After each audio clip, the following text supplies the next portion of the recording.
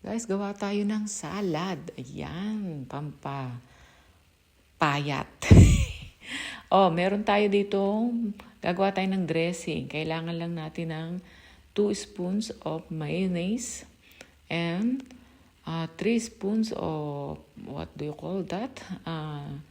Nestle cream. Then, ayan, konting salt.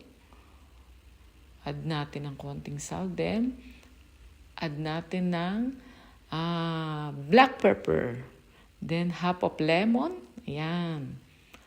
Half of lemon. Then, add na lang din natin siya ng asukal, sugar. Yan, para siya ay, ayan, lagyan natin ng konting water. Huwag naman madami guys, baka kasi maging sabaw. Yan, then paghaluin na natin ang ating mga ingredients. Andyan yung tomato.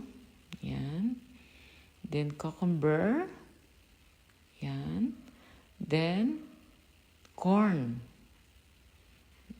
Yan. Yung corn, nabibili yan sa market, no? Sa lata, sa can.